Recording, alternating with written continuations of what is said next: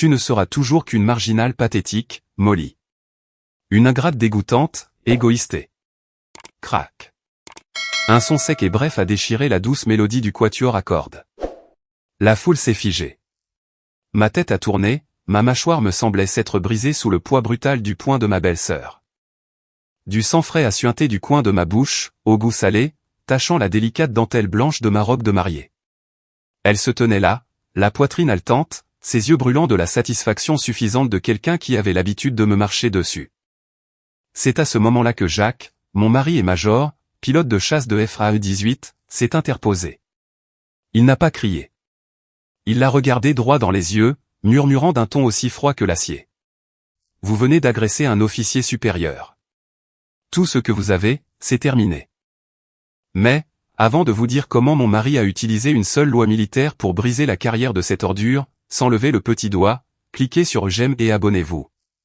Dites-moi dans les commentaires d'où vous regardez, et quelle heure il est en ce moment. Ce qui s'est passé ensuite est quelque chose que ma famille n'a jamais vu venir. J'ai reculé en trébuchant. Mes talons blancs se sont enfoncés de quelques centimètres dans le gazon californien parfaitement entretenu. Un sifflement aigu a résonné dans mon oreille gauche, noyant la brise de l'océan. La panique, brute et civile, a tenté de se frayer un chemin dans ma gorge. Je l'ai étouffé. 28 ans. Capitaine du renseignement du corps des marines. On ne pleure pas quand on prend un coup. On évalue la menace. Je n'ai pas levé une main tremblante pour couvrir mon visage. Je n'ai pas haleté. J'ai redressé ma colonne vertébrale, j'ai verrouillé mes genoux et j'ai redressé les épaules. J'ai lancé un regard vide et mort à mon agresseuse, Brenda, la femme de mon frère. Elle avait les deux mains fermement plantées sur ses larges hanches, son menton proéminent levé en signe de défi. Elle était sergent-chef, un E7. Mais, à cet instant, debout sur cette pelouse, elle n'était qu'une brute locale, attendant que sa victime s'effondre. Elle voulait une crise de nerfs. Elle voulait une mariée en larmes et hystérique, pour valider son pathétique complexe de supériorité. Elle avait besoin de prouver qu'elle était le prédateur dominant de notre famille. J'ai refusé de lui offrir cette victoire. J'ai ravalé le sang épais et métallique qui s'accumulait sur ma langue. J'ai verrouillé le coffre-fort dans ma tête. Le silence sur la pelouse était absolu. Le violoncelliste s'était arrêté en plein milieu de son archet. Dans ce silence lourd et suffocant, la partie fragile de moi a rompu le protocole, juste pour une fraction de seconde. J'ai cherché ma mère. Je voulais juste un bouclier. Je voulais que ma mère agisse comme une mère. Elle est sortie de la foule d'invités figés. Ma poitrine s'est resserrée, dans un élan d'espoir pathétique. Mais elle ne s'est pas précipitée vers moi. Elle n'a pas regardé ma bouche en sang. Elle a glissé juste à côté de moi, comme si j'étais un meuble de jardin bon marché. L'odeur de son parfum à la vanille a flotté, écœurante de douceur.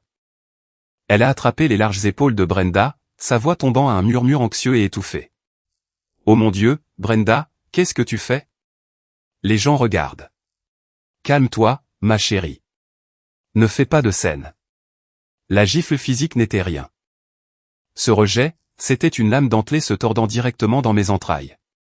En déploiement de combat, si je me coupais avec du papier, un infirmier de la marine était là en quelques secondes. Ici, je saignais le jour de mon propre mariage, et ma mère gérait les dégâts pour la femme qui m'avait frappé. Ma douleur n'était pas une tragédie pour elle. C'était un problème de relations publiques. Elle ne se souciait pas de ma mâchoire fracturée. Elle ne se souciait que de sauver les apparences devant les traiteurs. J'ai déplacé mon regard vers la droite. Mon père se tenait près de l'arche florale louée. Il avait ses bras épais étroitement croisés sur sa poitrine, son costume bon marché tirant sur les coutures. Ses lèvres étaient pressées en une fine ligne blanche. Il me foudroyait du regard. Pas Brenda, moi. Ses yeux criaient une accusation silencieuse, comme si ma joue meurtrie était un inconvénient majeur, ruinant son accès au bar ouvert. Il avait toujours détesté que j'aie obtenu un grade. Il détestait qu'une femme porte des barrettes d'officier, alors que son précieux fils était un échec civil. À côté de lui se tenait mon frère aîné, Ryan. Ryan se cachait derrière sa femme agressive comme un lâche. Il a laissé échapper un ricanement bas et haletant. Un petit sourire arrogant et narquois s'est dessiné sur son visage. Il a offert à Brenda un lent hochement de tête approbateur. Il formait un mur de briques toxiques, juste là, sur l'herbe. Dans cette famille, mon existence n'était tolérée que si je gardais ma bouche fermée et si j'ouvrais mon portefeuille. J'étais leur distributeur automatique personnel, et les distributeurs automatiques n'ont pas le droit de saigner. Une ombre massive s'est détachée du bord de ma vision. Jacques. Il n'a pas couru. Il ne s'est pas jeté en avant comme un bagarreur de bar. Il s'est déplacé avec l'allure terrifiante et délibérée d'un pilote de chasse verrouillé sur une cible. Aucun mouvement superflu. Il a contourné la foule médusée. Il s'est arrêté juste devant moi, sa large carrure créant un mur physique de tissu bleu marine entre moi et ma famille. Il a fouillé dans sa veste de costume. Il en a sorti une pochette blanche et impeccable. Sans un seul mot, il l'a pressé doucement contre le coin de ma bouche. Ses yeux gris ont rencontré les miens. Il n'y avait aucune pitié en eux. Juste une compréhension absolue et létale. Il n'a pas regardé mes parents. Il n'a pas prêté attention au sourire narquois de Ryan. Jacques a juste tourné la tête d'une fraction de pouce, attrapant Brenda dans sa vision périphérique. Il n'a pas élevé la voix. Il n'en avait pas besoin. Nous avons fini de jouer à vos jeux, a-t-il murmuré. La base de sa voix a vibré dans l'air mort, une promesse de destruction absolue. Le visage suffisant de Brenda a vacillé. Sa mâchoire a tressailli, mais le mal était déjà fait. Le rideau était tombé. J'ai de nouveau senti le goût du sel. Le cuivre lourd et sombre sur ma langue, la chaleur cuisante irradiant sur ma joue. Ce n'était pas seulement aujourd'hui. Ce même goût métallique. Ce même regard de pure jalousie non dissimulé dans les yeux de Brenda. La sensation m'a saisi à la gorge, et m'a violemment ramené en arrière. 10 ans en arrière, directement dans une salle à manger empestant la bière éventée, la graisse de dinde brûlée et les rêves brisés. Il y a 10 ans, la salle à manger sentait fortement la dinde rôtie grasse, la sauce en conserve bon marché et la bière éventée. La télévision dans le salon était à un volume assourdissant, les cris frénétiques des commentateurs de la NFL résonnant sur le sol en linoléum bon marché. C'était le premier Thanksgiving de mon frère en tant qu'homme marié. Sa nouvelle épouse, Brenda, était assise en bout de table, comme une reine tenant sa cour. À l'époque, elle n'était qu'un caporal, un E4 dans le corps des marines. Pour mes parents, cependant, elle était un général 5 étoiles. Il buvait chacune de ses paroles. Il lui passait les meilleurs morceaux de viande. Ryan était assis à côté d'elle, le torse bombé, s'appropriant le respect militaire qu'il était trop paresseux pour mériter lui-même. J'étais assise au coin le plus éloigné de la table. Un fantôme dans ma propre maison. J'avais 18 ans. Pendant 8 mois épuisants, j'avais fonctionné avec 3 heures de sommeil par nuit. Je me suis traîné dans des cours avancés, j'ai travaillé tard dans un restaurant graisseux, et j'ai étudié jusqu'à ce que mes yeux se brouillent. Je l'ai fait pour une seule raison. Je voulais un ticket de sortie. Mais, en dessous de tout ça, enfoui au fond de ma poitrine d'adolescente naïve, je voulais juste que mes parents me regardent de la même manière qu'ils regardaient Brenda. Juste une fois. Sous la table, mes doigts s'enfonçaient dans une épaisse enveloppe. Le papier était légèrement humide à cause de la sueur nerveuse de mes paumes. Mon cœur battait à un rythme frénétique contre mes côtes. Aujourd'hui, pensais-je, aujourd'hui, ils seront fiers de moi. J'ai sorti l'enveloppe, et je l'ai posée doucement sur le plateau en verre de la table. J'ai une nouvelle à vous annoncer, ai-je dit. Ma voix a vacillé. Mon père n'a pas détourné les yeux du match des Dallas Cowboys. Il a pris une longue gorgée de sa Miller Lite, et a grogné. Fais vite. C'est le 3e essai. J'ai poussé la lettre blanche et impeccable vers l'avant. J'ai obtenu une bourse complète du NROTC. Je vais à l'université. Et ensuite, je serai un officier des marines. Les mots sont restés suspendus dans l'air, rivalisant avec le rugissement de la foule à la télévision. Ma mère a fredonné un son complètement vide, en se servant une autre cuillère de purée de pommes de terre. C'est bien, ma chérie. Mais Brenda l'a entendu. La lourde fourchette à découper en métal dans sa main s'est arrêtée à mi-chemin de sa bouche. Elle a lentement tourné la tête. Ses yeux se sont verrouillés sur la lettre. La température dans la pièce a chuté. J'ai vu le moment exact où la prise de conscience l'a frappée. Elle était une simple caporale, qui récurait les sols des casernes. J'étais la petite belle-sœur silencieuse et invisible, qui venait de s'assurer une voie directe vers une barrette en or. Un officier supérieur. C'était un coup direct et fatal à son ego massif et fragile. Sa mâchoire s'est crispée, ses yeux se sont plissés en fentes sombres et venimeuses. Le même regard qu'elle me lancerait 10 ans plus tard, sur la pelouse de mon mariage. Un officier, a répété Brenda. Le mot avait un goût de poison dans sa bouche. Elle ne m'a pas félicité. Elle n'a pas souri. Elle a tendu le bras au-dessus du centre de la table, vers un bol de farce. Son avant-bras épais a délibérément effleuré une bouteille de Cabernet Bon Marché, à moitié pleine et ouverte. Ce n'était pas un accident maladroit. C'était une frappe calculée. J'ai regardé la scène se dérouler au ralenti, dans une agonie. La lourde bouteille en verre a basculé. Le liquide rouge foncé a débordé. Il a heurté la table en verre avec un bruit humide, et s'est répandu en une vague sombre et rapide. Il a englouti ma lettre. J'ai halté, me jetant en avant, ma chaise raclant violemment le sol. Mais c'était trop tard. Le vin bon marché a instantanément imbibé le papier épais. Le sceau officiel de la marine des États-Unis s'est brouillé. L'encre de mon acceptation, mon sang, ma sueur, mon ticket de sortie de cet enfer, s'est dissoute en une tache rouge et boueuse. Brenda a retiré son bras. Elle n'a pas cherché de serviette. Elle n'a pas tressailli. Elle a juste regardé le papier ruiné, puis m'a regardé. Un sourire lent et écœurant s'est dessiné sur son visage. « Oups » a-t-elle dit. Sa voix était plate, totalement dénuée d'excuses. « C'est de ma faute. » Elle a repris sa fourchette. « Mais bon, les gratte-papier peuvent toujours en imprimer une autre, non ?» Ryan a laissé échapper un petit rire laid. Il a vraiment ri. Mes mains planaient au-dessus de l'enveloppe trempée, tremblant violemment. Des larmes chaudes et aveuglantes ont piqué les coins de mes yeux. J'ai regardé désespérément mon père. Vois ça, les jeux suppliaient en silence. Vois ce qu'elle vient de faire. Mon père a finalement arraché ses yeux du match de football. Il a regardé la flaque rouge sur la table, puis mes mains tremblantes. Il a laissé échapper un soupir lourd et irrité. Bon sang, Molly, a-t-il lâché d'un ton sec. C'est juste un bout de papier. Ne reste pas là à faire cette tête d'enterrement. Tu gâches l'ambiance. Il a agité sa bouteille de bière vers moi, d'un air dédaigneux. Nettoie ce bazar avant que ça ne tache le verre. Laisse ta belle-sœur manger en paix. Pour moi, la pièce est devenue silencieuse. Les commentateurs de la télévision se sont tus. À cet instant précis, la jeune fille de 18 ans qui voulait désespérément l'amour de ses parents a tout simplement cessé d'exister. Quelque chose à l'intérieur de ma poitrine s'est fissuré, s'est brisé, et s'est figé. Je n'ai pas discuté. Je n'ai pas hurlé. Je n'ai pas laissé couler une seule larme. Pleurer dans cette maison, c'était du sang dans l'eau. Ça n'attirait que les requins. J'ai tendu la main, et j'ai ramassé la lettre dégoulinante et ruinée. Le papier mouillé s'est légèrement déchiré dans ma prise.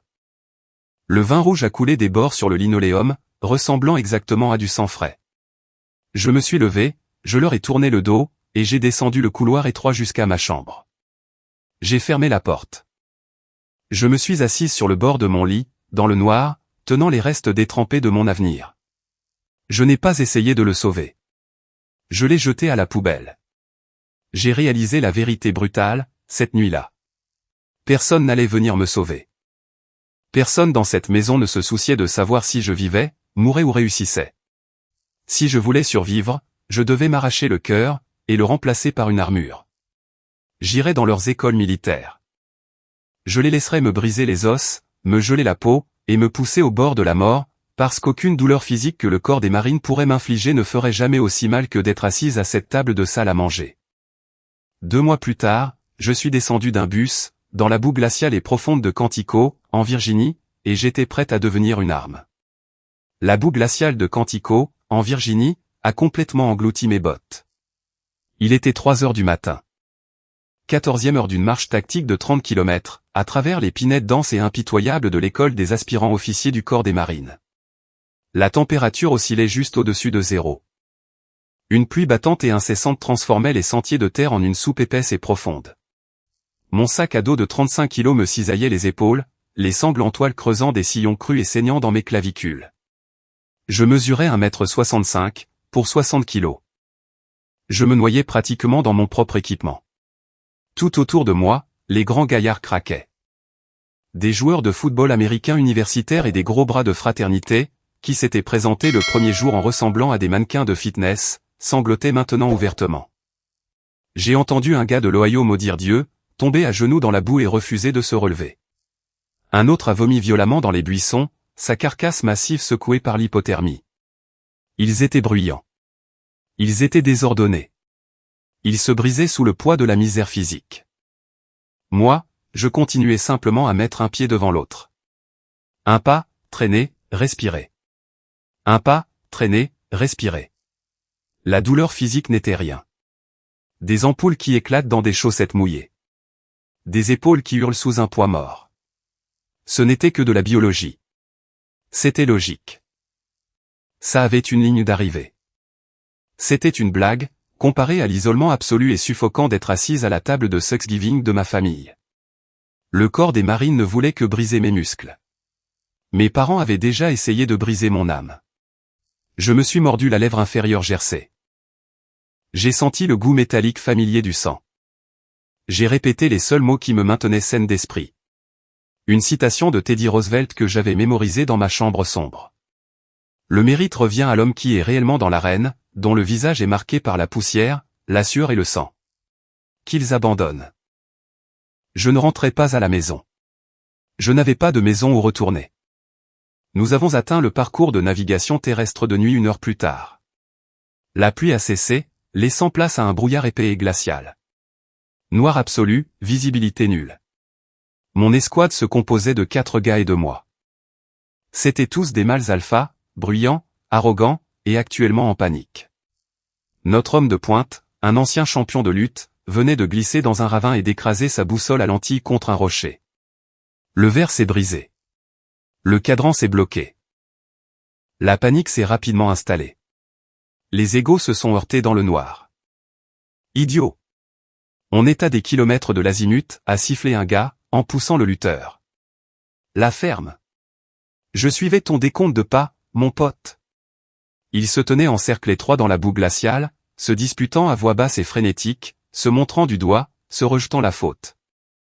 C'était un cirque. Mon instinct par défaut s'est enflammé. Le mécanisme de survie que j'avais perfectionné pendant 18 ans à vivre avec ma famille. Se faire petite. Ne pas parler. Ne pas attirer l'attention. Être un fantôme. Laisser les gens bruyants et en colère s'entre-déchirer. J'ai fait un demi-pas en arrière, dans l'ombre des pins. Je suis restée silencieuse, mais au lieu de regarder mes bottes, j'ai levé les yeux. La couverture nuageuse commençait enfin à se dissiper. À travers une trouée dans les branches, j'ai repéré la grande ours. J'ai suivi le bord de la casserole, tout droit jusqu'à Polari, l'étoile du Nord. J'ai fermé les yeux. J'ai fait apparaître la carte topographique que j'avais mémorisée dans la caserne. J'ai visualisé les courbes de niveau, le ravin à notre ouest, la crête à notre est. J'ai ouvert les yeux. Je savais exactement où nous étions. Les gars se disputaient encore, sur le point d'en venir aux mains. Je n'ai pas crié. Je n'ai pas demandé la permission. J'ai traversé leur petit groupe, heurtant l'épaule d'un gars assez fort pour le faire trébucher. Je n'ai pas regardé en arrière. J'ai juste commencé à marcher, à l'estime, vers le point de ralliement. Pendant 3 secondes, ils ont juste fixé mon dos. Puis, sans un mot, ils se sont mis en ligne derrière moi. Nous avons atteint le point d'extraction 1 heure avant leur limite. Le silence dans l'escouade était assourdissant. Je n'avais pas perdu un seul souffle à me disputer. J'avais simplement écrasé leur arrogance avec ma compétence. Le lendemain matin, après 2 heures de sommeil, un instructeur a aboyé mon nom. J'ai reçu l'ordre de me présenter à la tente de commandement. La tente sentait la toile mouillée, la laine humide et le café brûlé. Le colonel Davis était assise derrière une table pliante en métal. C'était un officier du renseignement légendaire. 2 déploiements à Fallujah. Une cicatrice pâle et irrégulière courait le long de sa mâchoire. Ses yeux étaient d'un gris plat et totalement dépourvus de chaleur. Elle ressemblait à une femme qui avait vu le pire de l'humanité, et qui avait décidé que c'était ennuyeux. Je me suis mise au garde à vous, les talons joints, la colonne vertébrale rigide, les yeux fixés droit devant. Le colonel Davis a pris le rapport d'après-action du parcours de navigation terrestre. Elle l'a laissé retomber sur la table en métal. Clac. L'air dans la tente était lourd. Je pouvais entendre mon propre pouls battre dans mes oreilles. Aspirant officier Cooper. Sa voix était un râle grave et rauque. Elle commandait la pièce sans effort. Madame. J'ai lu le rapport du chef d'escouade. Vous avez perdu votre boussole. L'escouade s'est effondrée. Vous avez pris la tête et navigué grâce aux étoiles. Elle s'est penchée en avant, posant ses avant-bras sur le métal froid. Bonne exécution. Leadership terrible. Ma mâchoire s'est crispée. J'ai gardé les yeux fixés sur la paroi de la tente, derrière elle. Vous avez une très mauvaise habitude, Cooper, a-t-elle dit doucement. Ses yeux ont traversé mon armure, directement jusqu'à la jeune fille de 18 ans effrayée qui se cachait à l'intérieur. Quand il y a un conflit, votre premier instinct est de vous faire petite. Vous reculez, vous vous taisez. Vous essayez de ne pas déranger. Mes poumons se sont contractés. Elle lisait toute l'histoire de ma vie dans ma posture. C'est le mécanisme de défense d'une victime, a-t-elle déclaré platement. Le mot m'a frappé comme un coup de poing physique à l'estomac. Victime. Le colonel Davis s'est levé. Elle a contourné la table et s'est arrêtée à quelques centimètres de mon visage. Je pouvais sentir l'odeur de café noir assis sur son haleine. N'apportez pas cette habitude pathétique dans mon corps des marines. Nous n'avons pas besoin de fantômes, là dehors. Les fantômes ne peuvent pas protéger leur marine. Nous avons besoin de l'âme. Elle s'est penchée, sa voix tombant à un murmure dur. Arrêtez de vous cacher derrière votre propre compétence. Arrêtez de vous faire petite, juste pour que les idiots bruyants dans la pièce se sentent à l'aise. À partir de cette seconde, vous cessez d'être une victime. Vous devenez tranchante. Est-ce que vous me comprenez? Oui, madame. Les mots ont jailli de ma gorge. Sortez de ma tente. J'ai fait demi-tour et je suis sorti dans le matin glacial de Virginie. L'air froid m'a frappé le visage, mais je ne l'ai pas senti. Quelque chose en moi avait violemment basculé. La lourde couverture étouffante du conditionnement de ma famille avait disparu, arrachée par une femme qui se fichait de mes sentiments, ne se souciant que de ma survie. J'ai arrêté de marcher. J'ai regardé mes mains. Elles étaient couvertes de boue séchée et de croûte. Ce n'étaient plus les mains d'un punching ball. J'ai rejeté les épaules en arrière. J'ai pris une profonde inspiration. J'avais fini de me faire petite. La prochaine personne qui essaierait de me marcher dessus allait saigner. 4 années ont passé. Je portais les doubles barrettes d'argent d'un capitaine du corps des marines. L'armée avait tenu sa promesse. Elle m'avait gelé, brisé, et m'avait forgé en une arme. J'étais assise dans un centre d'opération tactique, exigu et sombre, au milieu du désert de Mojave. 29 Palm. L'air à l'intérieur de la tente était à 35 degrés, et sentait la sueur aigre, les générateurs diesel en surchauffe et le tabac à mâcher à la menthe verte. Le bruit était constant. Des commandants d'infanterie aboyant sur des radios statiques, des officiers d'artillerie hurlant pour des missions de tir. C'était une pièce pleine de mâles alpha agressifs, désespérés de prouver qui avait la voix la plus forte. J'étais assise dans le coin le plus reculé, silencieuse. Je gardais la colonne vertébrale rigide, les yeux rivés sur un flux satellite thermique lumineux. En tant qu'officier du renseignement, les unités de combat me traitaient généralement comme une employée de bureau glorifiée. Ils voulaient larguer des bombes. Je voulais lire le terrain. Ils étaient sur le point de demander une frappe aérienne sur un groupe de signatures thermiques, dans une vallée rocheuse. Ils étaient bruyants. Ils étaient confiants. Ils marchaient droit dans une embuscade. J'ai attrapé mon combiné radio pour ordonner un arrêt immédiat. Avant que mon doigt n'appuie sur le bouton de transmission, une ombre massive a bloqué la dure lumière fluorescente du plafond. Le major Jacques Monroe, pilote de FAE-18. Il n'est pas entré dans la tente en piétinant. Il n'a pas crié pour annoncer sa présence. Il s'est déplacé avec la grâce silencieuse et létale d'un prédateur. Il portait une combinaison de vol ignifugé qui sentait légèrement le kérosène et la poussière sèche du désert. Il a contourné les colonels d'infanterie hurlant, et a marché droit vers mon terminal isolé. Il s'est penché sur mon épaule. Il n'a pas envahi mon espace. Il a juste regardé la carte thermique. Son long index a tapoté l'écran, juste sur la ligne de crête derrière la zone cible principale. C'est un piège, a-t-il dit. Sa voix était un grondement bas et régulier qui a parfaitement percé le bruit chaotique de la tente. Ces points de chaleur dans la vallée sont des leurs. La principale force hostile est retranchée derrière cette crête, cachée sous des filets thermiques, attendant que l'infanterie avance. Il s'est redressé, et m'a regardé. Ai-je raison, capitaine? Je me suis figé. J'ai levé les yeux vers ses yeux gris. Je me suis préparé à la condescendance habituelle. J'ai attendu le ricanement, le geste dédaigneux, l'exigence que je m'écarte et que je laisse un homme s'occuper du vrai travail. C'est tout ce que je connaissais. C'était mon père. C'était mon frère. Mais Jacques ne me regardait pas comme une nuisance. Il ne me regardait pas comme un distributeur automatique ambulant. Il m'a regardé avec un respect professionnel absolu. Il a vu mon cerveau. Il a vu la même réalité tactique que moi, et il l'a validée sans hésitation. Une fissure capillaire a traversé le milieu du coffre-fort d'acier dans ma poitrine. Pendant 20 ans, je m'étais saigné à blanc, mendiant exactement ce regard d'approbation de mon propre sang. J'avais étudié jusqu'à ce que mes yeux saignent. J'avais marché dans la boue glaciale. Ma famille ne m'avait donné que des moqueries et une lettre imbibée de vin. Maintenant, un étranger, dans une tente du désert, m'offrait ce respect gratuitement. Vous avez raison, Major, ai-je dit. Ma voix était stable, mais mon cœur martelait contre mes côtes. J'annule l'opération maintenant. Il a fait un seul signe de tête sec. Bien vu, capitaine. Puis il s'est éloigné. Il n'a pas volé le mérite. Il n'a pas couru vers le commandant pour se vanter. Il a juste soutenu ma décision, et m'a laissé faire mon travail. À 2 heures du matin, la température dans le Mojave est tombée près de zéro. Le vent fouettait du sable grossier contre les épaisses parois de toile de la tente de commandement. J'étais assise dehors, sur une chaise pliante en métal rouillé, regardant le désert d'un noir d'encre. Je fonctionnais entièrement à l'adrénaline et aux vapeurs.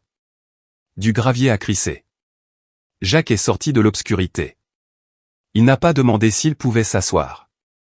Il a tiré une caisse à lait et s'est assis à côté de moi.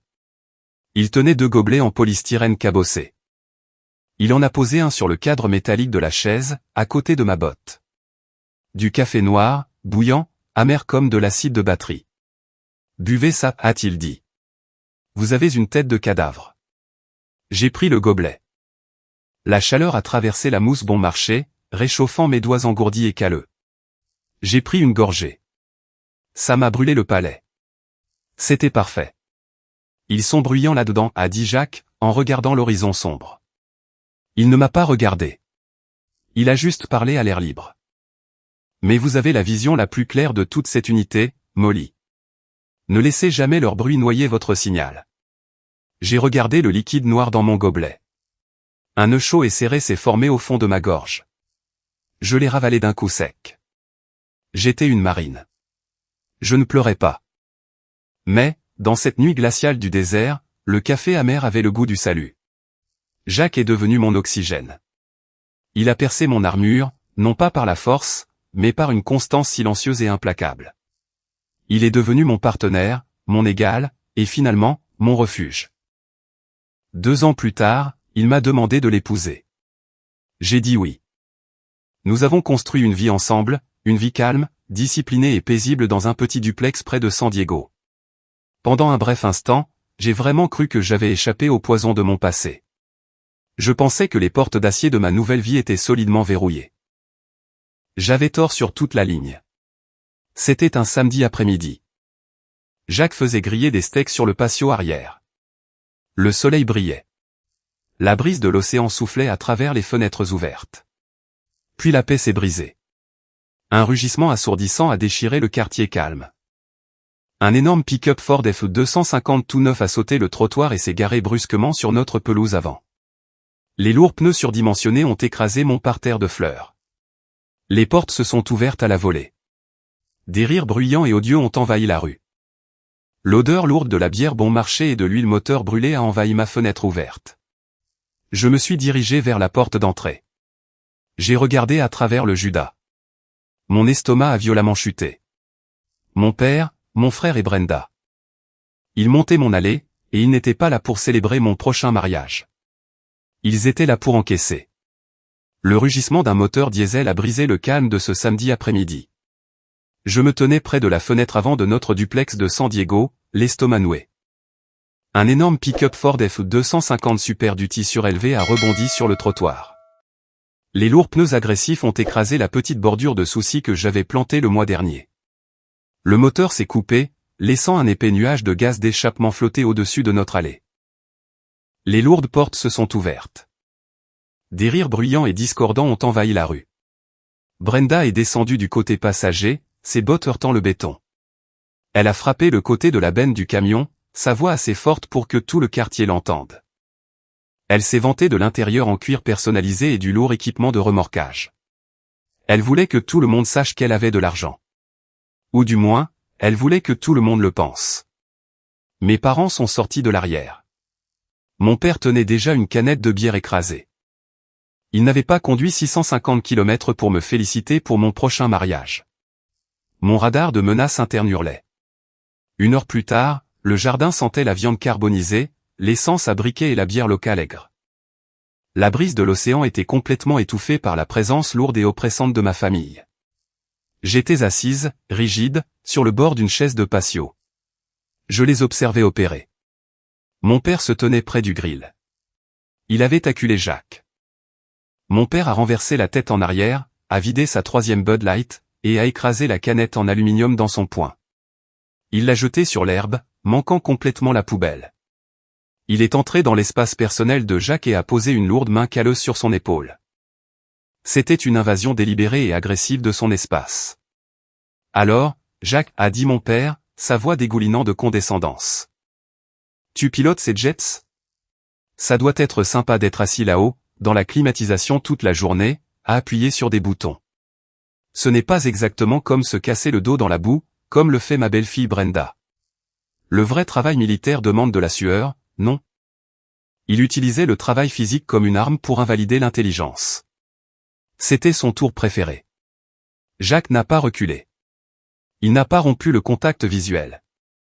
Il a nonchalamment retourné un steak sur le grill. Son visage était un masque de calme absolu. Le système de refroidissement est strictement nécessaire, monsieur, a répondu Jacques. Sa voix était basse, plate, et totalement dépourvue d'intimidation. Il permet de garder la tête parfaitement claire, quand il faut prendre des décisions de vie ou de mort à Mach 2. Mais vous avez tout à fait raison. Chaque poste dans la chaîne d'approvisionnement est nécessaire. La mâchoire de mon père a tressailli. L'insulte lui était complètement passée par-dessus la tête, mais il pouvait sentir la dominance absolue dans le ton de Jacques. Il a marmonné quelque chose entre ses dents et s'est éloigné pour prendre une autre bière. En fin d'après-midi, les faux sourires ont commencé à se fissurer. La performance se terminait. Le véritable objectif allait être exécuté. J'étais dans la cuisine, en train de ramasser les assiettes vides. La porte vitrée coulissante a soudainement raclé le long de son rail métallique. Brenda est entrée. Elle a refermé la porte derrière elle avec un bruit sec et lourd. Le verrou a cliqué. Le bavardage bruyant du jardin a été instantanément étouffé. L'air dans la petite cuisine est devenu épais et suffocant. Brenda s'est tournée pour me faire face. La belle-sœur bruyante et odieuse avait disparu. Ses yeux se sont plissés en fente sombre et calculatrice. Elle ressemblait exactement à un usurier acculant un débiteur désespéré dans une ruelle sombre. Elle a croisé ses bras épais sur sa poitrine. « Écoute-moi, Molly, » a grogné Brenda. Sa voix a perdu sa fausse douceur. Ryan et moi avons acheté ce nouveau camion, dehors. Le taux de financement nous tue. On est sous l'eau sur le crédit ce mois-ci. Il menace de le saisir. Je n'ai pas scié. Je suis resté parfaitement immobile, tenant une pile d'assiettes en céramique sale. Je l'ai laissé parler. J'avais besoin de l'entendre le dire à voix haute. Tu portes des barrettes de capitaine maintenant, a-t-elle poursuivi, ses yeux balayant les simples appareils de cuisine, évaluant ma valeur. Tu pars tout le temps en déploiement. Tu n'as pas d'enfant. Tu dois avoir un énorme tas de primes de risque et d'indemnités de combat, qui ne font rien. On a besoin de 20 000 €. Fais le virement d'ici lundi. La famille prend soin de la famille, non? Le silence dans la pièce était absolu. J'ai fixé son visage large et arrogant. Chaque illusion pathétique que j'avais sur mes parents de sang s'est transformée en cendres et s'est envolée. Ils n'avaient pas descendu la côte californienne pour célébrer mon bonheur. Ils étaient venus m'auditer. Ils étaient venus regarder mon duplex, regarder mon futur mari, et calculer exactement combien d'argent ils pouvaient extraire de ma vie. J'avais sacrifié mes 20 ans. J'avais saigné dans la boue. J'avais survécu au désert de Mojave, et pour eux, je n'étais rien d'autre qu'un compte en banque illimité. Je n'avais aucun droit humain à leurs yeux. J'étais juste un portefeuille qui était actuellement fermé. Si vous avez déjà été saigné à blanc par des gens qui se disent votre famille, pour ensuite vous faire maudire dès que vous arrêtez de leur donner votre argent durement gagné, veuillez cliquer sur j'aime et vous abonner à la chaîne. Je veux que vous laissiez un commentaire ci-dessous. Et que vous me disiez quelle a été la goutte d'eau qui vous a fait réaliser que votre famille ne faisait que vous utiliser. Partagez votre histoire, car personne ne devrait avoir à porter ce poids toxique en silence. Le moteur du réfrigérateur bourdonnait en arrière-plan. Mes mains étaient parfaitement stables. J'ai regardé Brenda. J'ai regardé la femme qui avait ruiné ma lettre d'acceptation à l'université 10 ans plus tôt. J'ai regardé la femme qui pensait pouvoir entrer dans mon sanctuaire, et exiger l'argent que j'avais gagné avec mon sang. Elle a incliné la tête, attendant que je sorte mon chéquier et que je cède. Elle attendait que la jeune fille de 18 ans effrayée se soumette. J'ai posé la pile d'assiettes sur le comptoir en granit. « As-tu vraiment fait tout le chemin jusqu'à San Diego ?» ai-je demandé, ma voix tombant à un murmure vide et mort, juste pour me demander de financer ton style de vie pathétique? L'expression suffisante de Brenda a vacillé pendant une fraction de seconde. Elle a fait un pas en avant, envahissant mon espace, la poitrine bombée dans une menace physique directe. « Je ne demande pas, Molly, a-t-elle ricané. Elle a fait un autre pas en avant, réduisant la distance entre nous. Elle essayait d'utiliser sa taille physique pour m'intimider. C'était la même tactique d'intimidation de cours de récréation qu'elle utilisait sur les jeunes marines. Elle s'attendait à ce que je cède. Elle s'attendait à ce que la petite fille silencieuse et invisible de la table de Thanksgiving regarde ses chaussures et s'excuse. Elle n'avait pas réalisé que la fille de cette table était morte dans la boue de Virginie, il y a longtemps. 28 ans de colère réprimée, de dénigrement constant et d'extorsion financière n'ont pas débordé. Ils ont gelé. La chaleur dans ma poitrine a disparu, remplacée par un bloc de glace parfait et sans faille. Je n'ai pas tremblé. Ma respiration ne s'est pas bloquée. J'ai glissé sans effort dans ma présence de commandement. J'ai verrouillé mes genoux. J'ai redressé les épaules, effaçant instantanément la différence de taille de 5 cm entre nous. J'ai regardé droit dans ses yeux sombres et arrogants. Non. Le mot a claqué sur ma langue, une seule syllabe sèche. Ça sonnait exactement comme une balle réelle s'engageant dans la chambre d'un fusil. Brenda s'est figée. Ses yeux se sont écarquillés, les pupilles se contractant sous le choc. Sa lourde mâchoire s'est entr'ouverte d'une fraction de pouce. Elle a physiquement reculé, comme si je venais de la gifler au visage. « Qu'est-ce que tu viens de me dire ?» a-t-elle sifflé. J'ai dit non, ai-je répété. Ma voix était parfaitement égale. Il n'y avait aucune émotion dedans. Juste la livraison froide et dure d'un ordre. Je ne suis pas ta banque personnelle. Tu as acheté le camion. Tu fais les paiements. Débrouille-toi toute seule. La lourde porte vitrée coulissante s'est soudainement ouverte brusquement, heurtant la butée métallique avec un grand bruit. Ma mère est entrée dans la cuisine. Elle tenait une spatule grasse dans une main. Elle avait clairement été debout juste à l'extérieur de la vitre, écoutant toute la scène. Elle n'a pas regardé Brenda avec déception.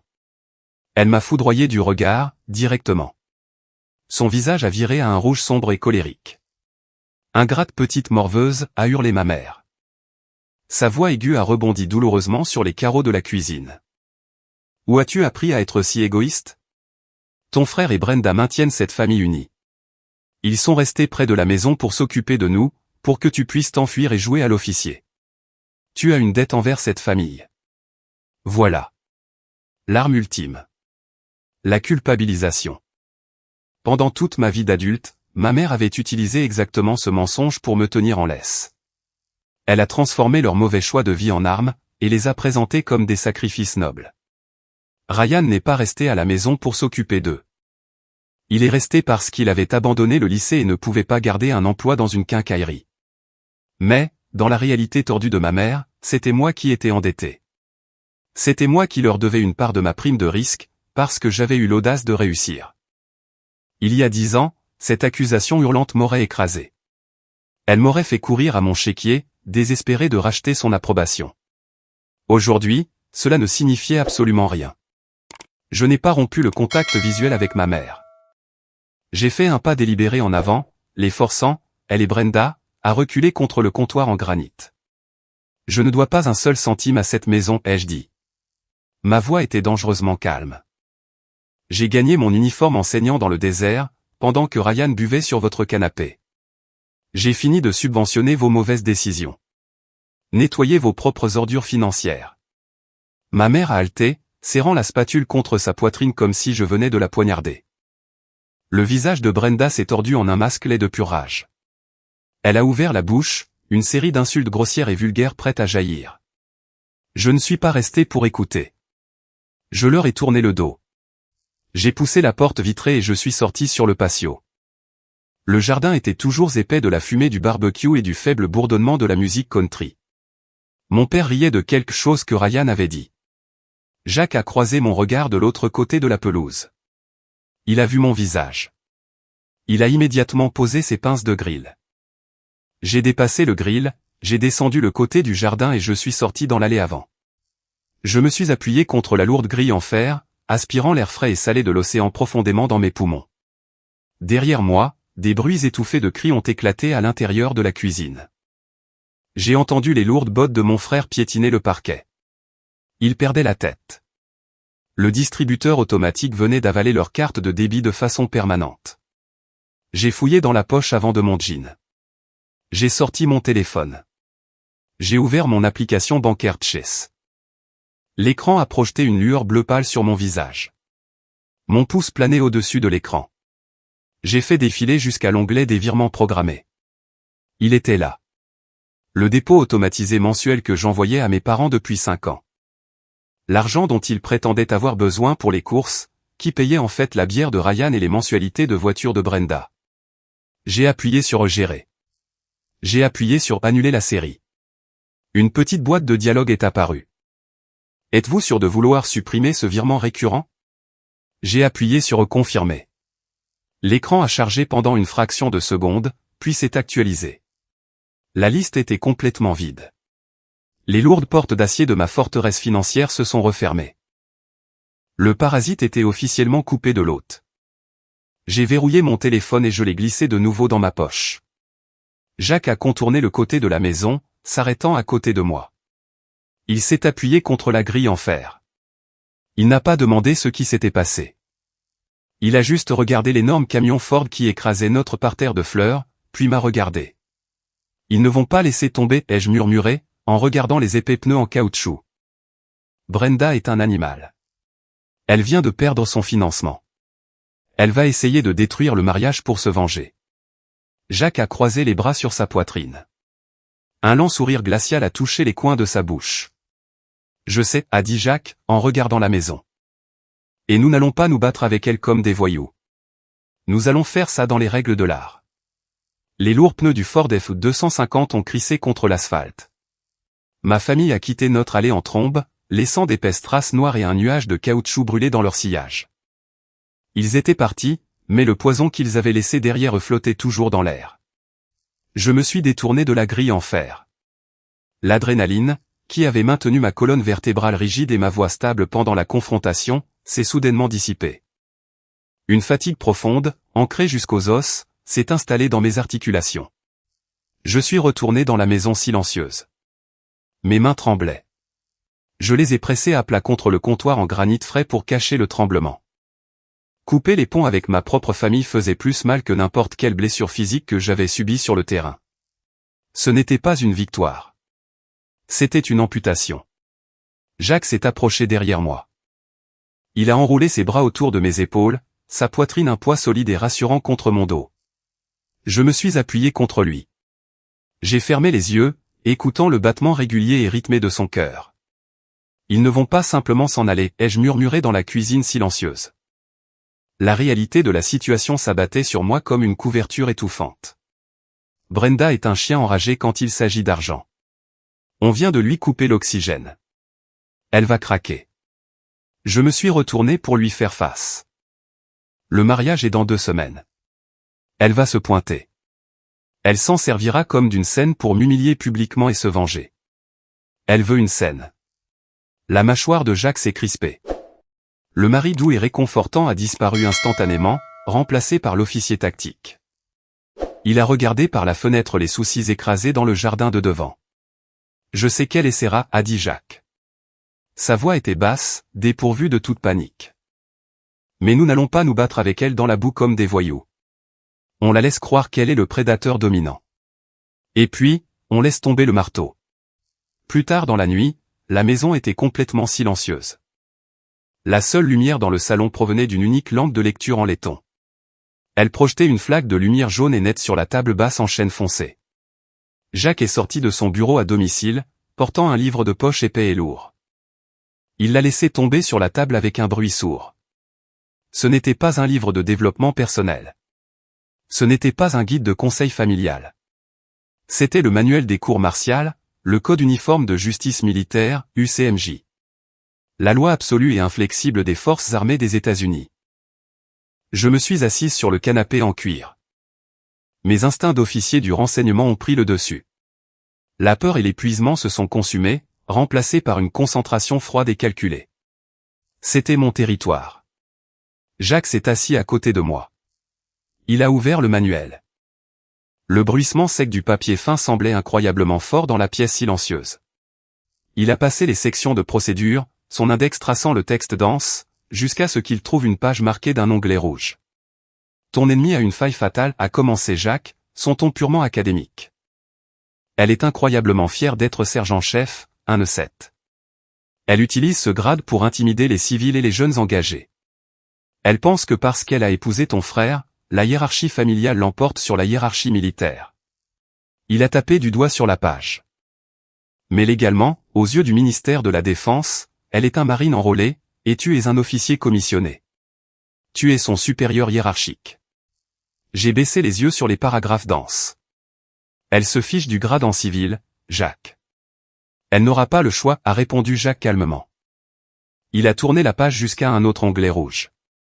Article 134. Conduite préjudiciable au bon ordre et à la discipline. Et plus important encore, a-t-il souligné une section en gras. Article 90. Je me suis penché. J'ai lu le texte sous son doigt. Le souffle m'a manqué. Agresser ou désobéir volontairement à un officier supérieur commissionné. Si elle perd son sang-froid, a dit Jacques, sa voix tombant dans un registre silencieux et létal. Si elle pose un seul doigt sur toi dans un lieu public, surtout à un mariage rempli d'officiers en service actif en grand uniforme, ce n'est plus un différend domestique. Un choc électrique aigu a parcouru ma nuque. J'ai levé les yeux vers Jacques. Le piège était si simple, et pourtant si dévastateur. Nous n'avions pas besoin de crier. Nous n'avions pas besoin de nous battre. Il nous suffisait de laisser son ego faire le travail. Ça devient une agression sur un officier supérieur, ai-je murmuré. Jacques a hoché lentement la tête. Le regard dans ses yeux gris était terrifiant de froideur. C'était le regard d'un chasseur qui venait de parfaitement régler sa lunette de visée sur une cible. C'est un crime, a déclaré Jacques. Cela signifie une cour martiale immédiate, une révocation déshonorante, la perte de tous les avantages de la pension et du grade. C'est un suicide de carrière. Il a refermé le lourd manuel. Le son a résonné dans la pièce silencieuse. Sun DSU a écrit, si votre ennemi est en sécurité sur tous les points, préparez-vous à l'affronter. S'il est en force supérieure, évitez-le. Si votre adversaire est d'un tempérament colérique, cherchez à l'irriter. Jacques s'est adossé au canapé. Nous ne faisons rien. On ne la désinvite pas.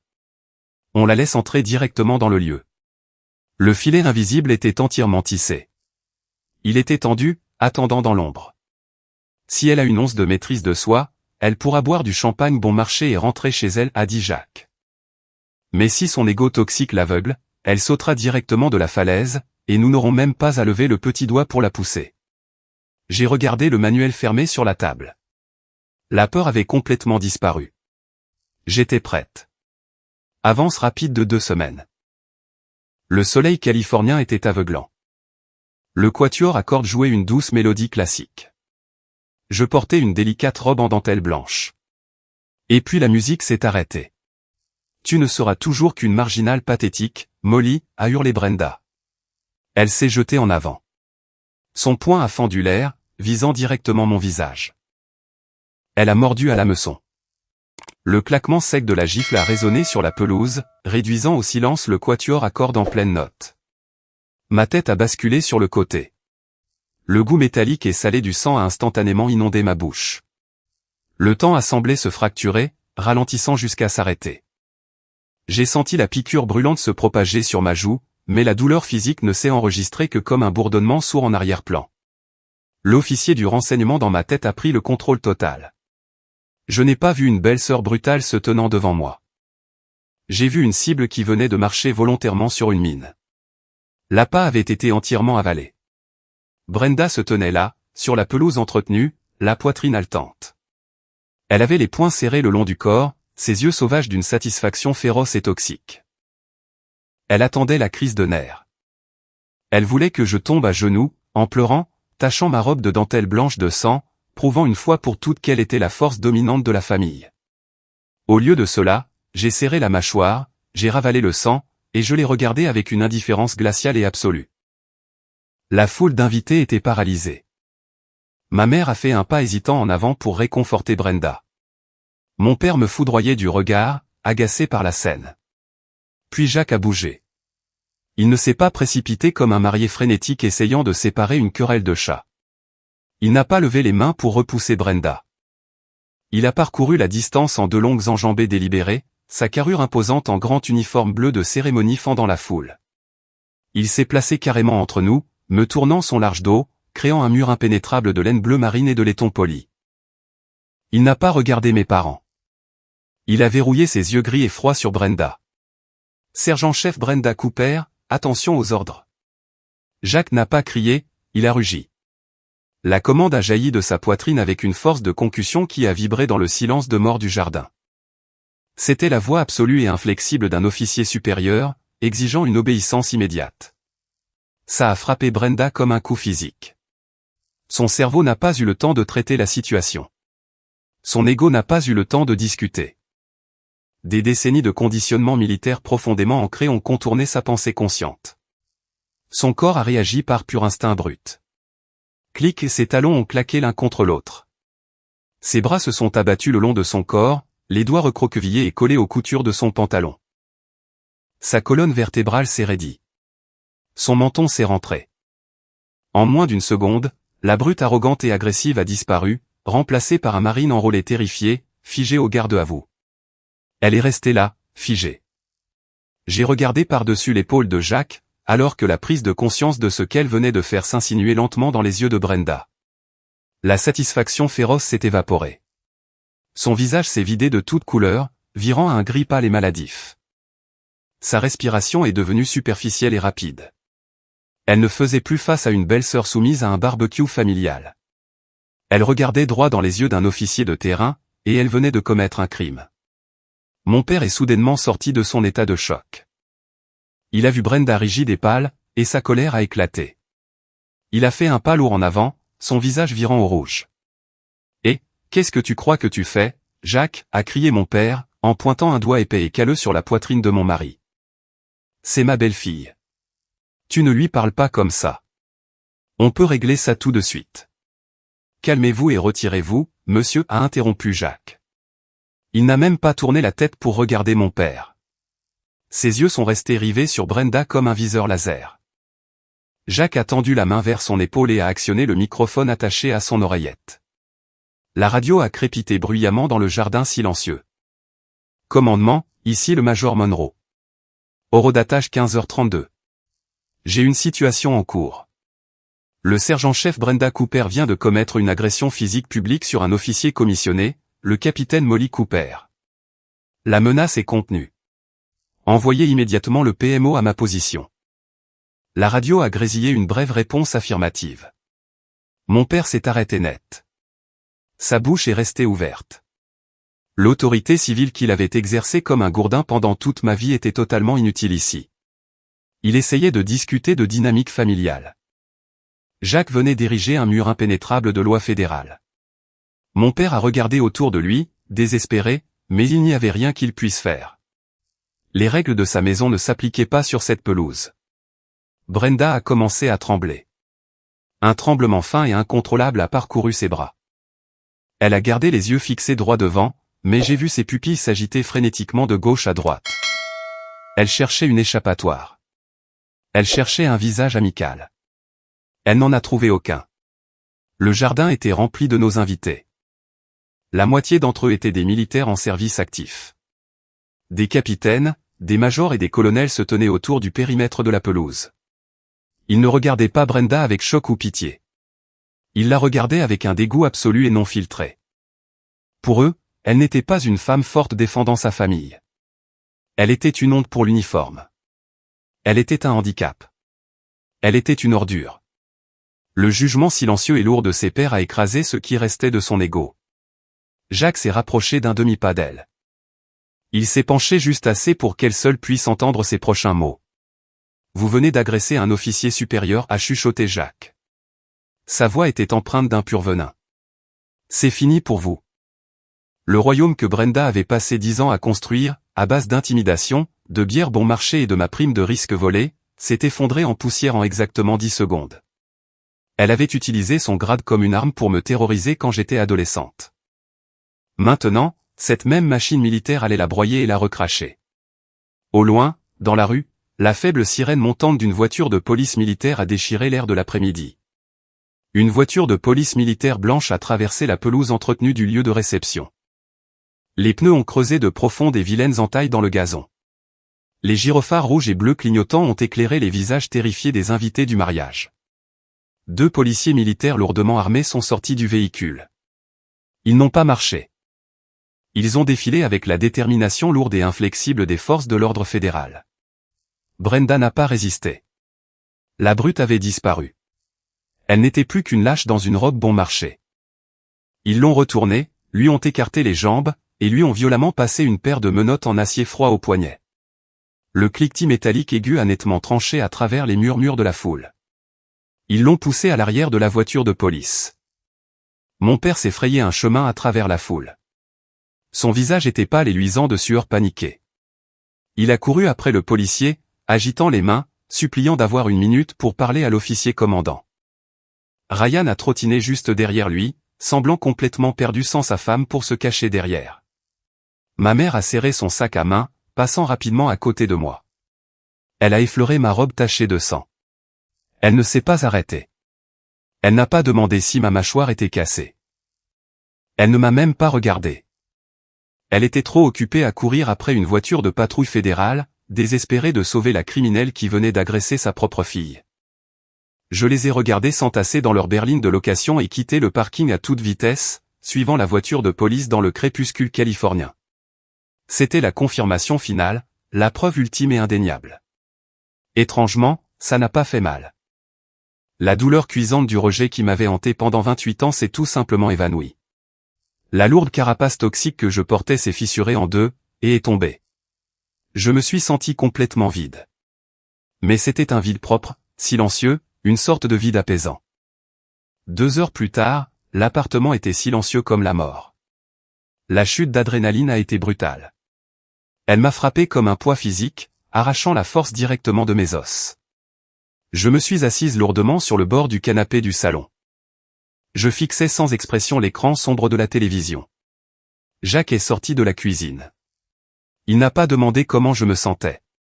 Il n'a pas offert de platitudes vides et inutiles sur le fait que les choses iraient mieux. Il s'est juste mis au travail. Il s'est assis à côté de moi. Il a doucement tourné ma tête. Ses grands doigts rugueux se sont déplacés avec une délicatesse surprenante, alors qu'il défaisait le désordre complexe de ma coiffure de mariage. Il a retiré les épingles à cheveux une par une, les laissant tomber sur la table basse.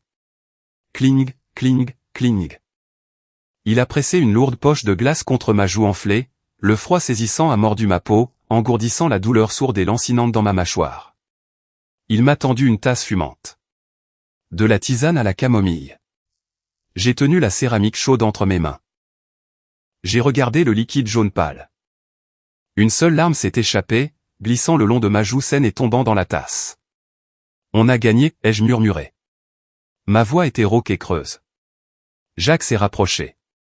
Il a posé sa main sur la mienne, l'enveloppant complètement. Tu ne pleures pas pour la famille que tu avais, Molly, a dit Jacques, sa voix un grondement bas et régulier dans la pièce silencieuse. Tu pleures pour la famille que tu aurais méritée. Il avait raison. Je ne pleurais pas mes parents. Je pleurais la jeune fille de 18 ans, assise à une table de Thanksgiving avec une lettre imbibée de vin, attendant que quelqu'un soit fier d'elle. Elle était enfin morte. 4 jours ont passé. L'enflure sur mon visage s'est transformée en un vilain hématome violet foncé. Il était 2 heures du matin. Le monde à l'extérieur du duplex était complètement immobile. J'étais assise à la petite table de la cuisine. Une seule ampoule au plafond projetait des ombres dures sur le bois. J'avais un stylo à encre noire et 4 feuilles de papier ligné vierge. J'ai commencé à écrire. Je n'ai pas écrit un email poli. Je n'ai pas écrit de SMS. J'ai écrit une lettre physique à mes parents et à mon frère. J'ai saigné sur la page. J'ai catalogué chaque acte de trahison. J'ai écrit sur le dîner de Thanksgiving. J'ai écrit sur la prime de risque volée. J'ai écrit sur le fait qu'ils ont couru après une criminelle menottée, au lieu de s'occuper de leur fille qui saignait. Ma main s'est crispée, l'encre a bavé. J'ai appuyé si fort sur le stylo que la pointe a déchiré le papier. Chaque mot que j'écrivais, c'était comme si je retirais un éclat d'obus de ma poitrine. Quand j'ai terminé la 4e page, je respirais fortement. Ma poitrine était incroyablement légère. Le poison était sorti. Tout était là, documenté de façon permanente, noir sur blanc. J'ai rassemblé les 4 pages. Je les ai pliées parfaitement en 2, puis de nouveau en 2. Un carré serré et rigide. Je me suis levé, et je me suis dirigé vers l'évier de la cuisine. Je n'ai pas cherché d'enveloppe. Je n'ai pas cherché de timbre. L'envoyé ne ferait que les inviter à répondre. Cela leur donnerait une ouverture pour me manipuler, pour tordre mes mots, pour me dire que j'étais trop émotive. Ils ne méritaient pas de la lire. J'ai laissé tomber le carré plié dans le profond bac en acier inoxydable. J'ai fouillé dans le tiroir à bric-à-brac, et j'ai sorti le briquet Zippo argenté de Jacques. J'ai ouvert le lourd couvercle en métal. Le cliquetis sec a résonné sur les carreaux. J'ai actionné la pierre. Une flamme jaune vif a jailli. J'ai touché le feu au coin du papier. Il a pris instantanément. La flamme a rampé sur les lignes bleues, transformant ma colère, mon traumatisme et la fausse moralité de mes parents en cendres noires et frisées. Je suis resté là, regardant le feu dévorer les mensonges, jusqu'à ce qu'il ne reste plus qu'un petit tas de braise incandescente au fond de l'évier. J'ai tendu la main, et j'ai ouvert le robinet. De l'eau froide a jailli, frappant l'acier chaud avec un sifflement bruyant. L'eau a emporté les cendres noires, les faisant tourbillonner autour de la bonde, aspirant les derniers restes physiques de ma famille toxique dans les canalisations. J'ai fermé l'eau. L'évier était impeccable. Le cordon ombilical était officiellement coupé. Je suis retourné dans la chambre, je me suis glissé sous les lourdes couvertures à côté de mon mari, et j'ai fermé les yeux. Demain, je prenais l'avion pour l'Oregon. Le système de justice militaire ne se soucie pas des dynamiques familiales. Il opère avec l'efficacité froide et mécanique d'une guillotine. La cour martiale de Brenda a duré moins de 3 jours. Il n'y a pas eu de défense civile dramatique. L'épreuve était absolue. Un E7 frappant un O3 devant 2 douzaines de témoins en service actif. Le juge-avocat n'a même pas scié. Elle a été dégradée. Le sergent-chef Brenda Cooper a été réduite au grade de soldat 1, puis a immédiatement reçu une révocation déshonorante. Ils lui ont pris sa pension. Ils lui ont retiré ses avantages d'ancien combattant. Ils l'ont jeté hors du corps des marines avec rien d'autre qu'un casier judiciaire fédéral permanent. Il lui a été interdit de remettre les pieds sur une installation militaire. Sans son énorme salaire et ma prime de risque volée, leur faux empire s'est effondré en quelques semaines. Une lourde dépanneuse diesel a reculé dans leur allée à 2 heures du matin. Le responsable du recouvrement a accroché ce Ford F-250 tout neuf et surélevé. Les engrenages qui grinçaient et les gyrophares orange clignotants ont réveillé toute la rue. Ryan se tenait sur la pelouse, pieds nus, hurlant sur le chauffeur, complètement impuissant alors que le camion emportait son ego démesuré dans le noir. Mes parents se sont noyés en essayant de les sauver. Ils ont vidé leurs économies de retraite pour payer les avocats de la défense civile de Brenda, désespérés de protéger l'image de la famille. La dette les a engloutis. Ils m'ont appelé, encore et encore. Ils ont laissé des messages vocaux frénétiques et en pleurs, suppliant pour un sauvetage financier, exigeant que je retire les charges. Je n'ai jamais entendu un seul mot. J'étais entré dans un magasin Verizon le lendemain du mariage, j'avais rendu mon ancien téléphone, et j'avais changé de numéro de façon permanente. 6 mois plus tard, Oregon. Nous avons acheté un petit chalet en A, caché au cœur d'une dense forêt de sapins de Douglas, juste au bord de la côte Pacifique accidentée. L'air ici était toujours vif et froid. Il sentait les aiguilles de pin mouillé, la fumée de bois et le sel. Il sentait l'espace pour respirer. J'étais assise à l'îlot de la cuisine, tôt un matin. Le poêle à bois en fonte crépitait dans le coin, projetant de la chaleur sur le parquet usé. Je tenais une tasse de café noir, faisant défiler un serveur militaire sécurisé sur mon ordinateur portable. Un nouvel email est apparu dans ma boîte de réception. L'expéditeur était un caporal. Je ne reconnaissais pas le nom. J'ai cliqué pour l'ouvrir. « Capitaine Cooper, disait-il, vous ne me connaissez pas. Mais j'ai servi sous Brenda pendant 2 ans. C'était un monstre. Elle a fait de la vie des jeunes marines femmes un enfer.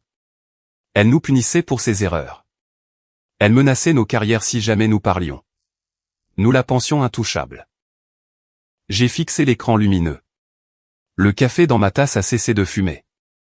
Quand vous avez tenu bon à ce mariage, vous avez prouvé qu'elle n'était pas invincible. Vous lui avez enlevé son armure. Grâce à ce que vous avez fait. Moi et 4 autres filles avons enfin trouvé le courage de déposer des plaintes officielles contre elle. Nous avons sorti les preuves. Vous vous êtes battue pour nous sans même le savoir. Merci, madame. Ma poitrine s'est resserrée. Une seule larme chaude a débordé de mes cils et a frappé le clavier. Pendant 28 ans, j'ai pensé que ma douleur n'était qu'un fardeau inutile et lourd. Je pensais que j'étais juste un punching ball pratique pour des gens brisés. Mais, en lisant cet email, la vérité m'a enfin frappé. Mes cicatrices n'étaient pas seulement des dégâts. Elles étaient un phare. J'ai pris le coup. Pour qu'une escouade d'adolescentes de 19 ans terrifiées n'ait pas à le prendre. Le fantôme de Quantico était enfin devenu une lame. Exactement 1 an après le désastre en Californie, Jacques et moi avons marché jusqu'à la plage. Il était 5h30, à l'aube. La côte de l'Oregon n'était ni ensoleillée, ni paisible. Le ciel était d'un gris lourd et meurtri. Des vagues massives et violentes se brisaient contre les rochers noirs et déchiquetés, projetant des embruns blancs et glacés haut dans les airs.